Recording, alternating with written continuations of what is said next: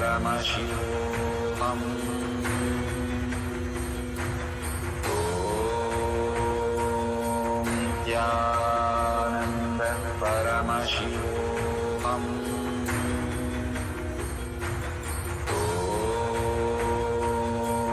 Nithyananda Paramashivoham.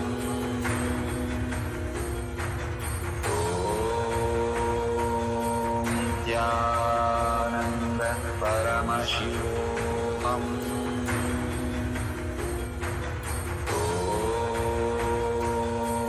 Nithyananda Paramashivoham. Om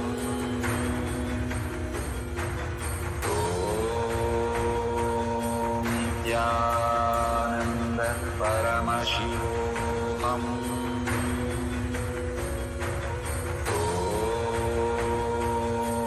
Nithyananda Paramashivoham. Om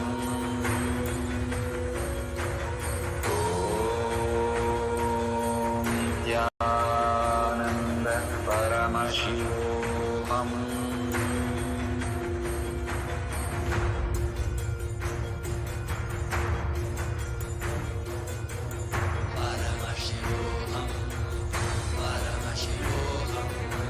Let Paramashiva's third eye manifest in all our third eyes.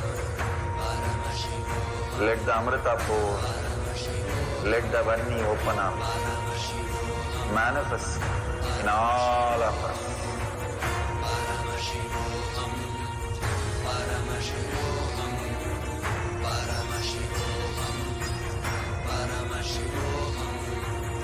Let Paramashiva overflow, manifest the powers in all our third eyes. Om Nithyananda Paramashivoham.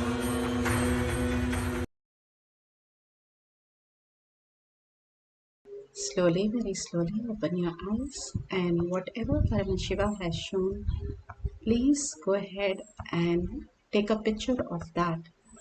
All that Bhagavan is again and again showing to the world is that he is more present than this world. The world might think otherwise, but it is still a dream.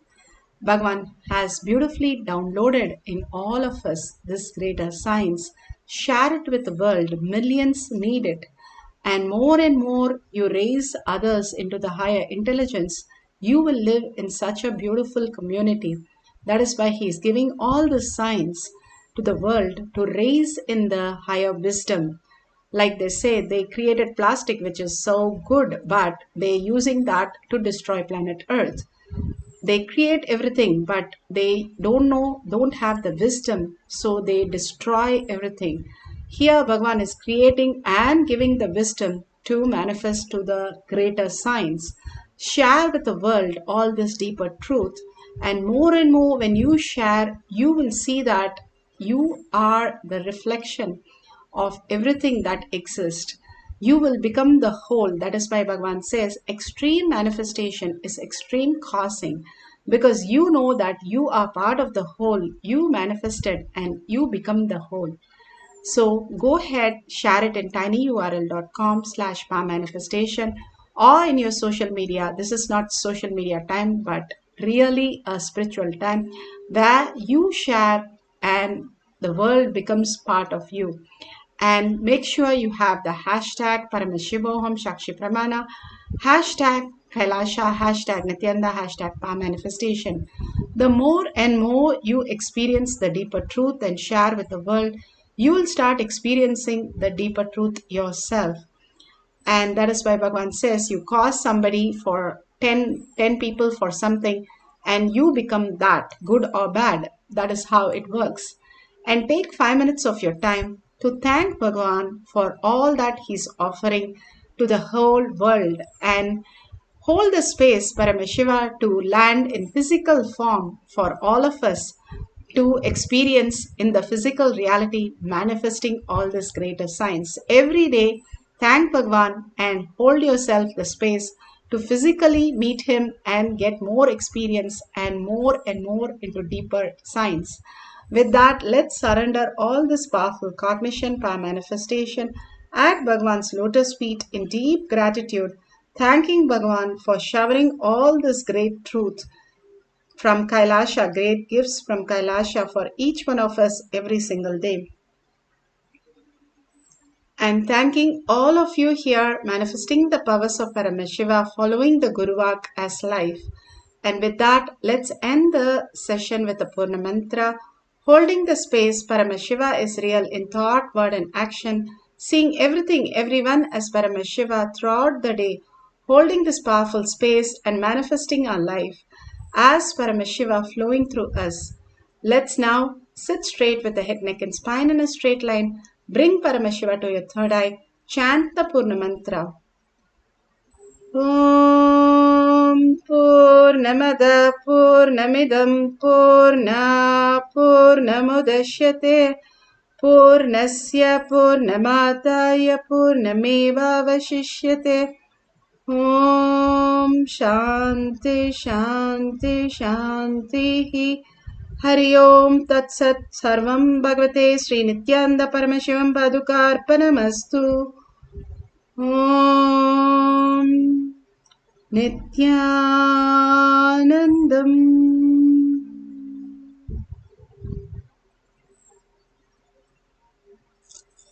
Thank you so much. The next session for power manifestation will be after the darshan or satsang. You can join in through eCitizen and log in and manifest more powers. Thank you, Nithyananda.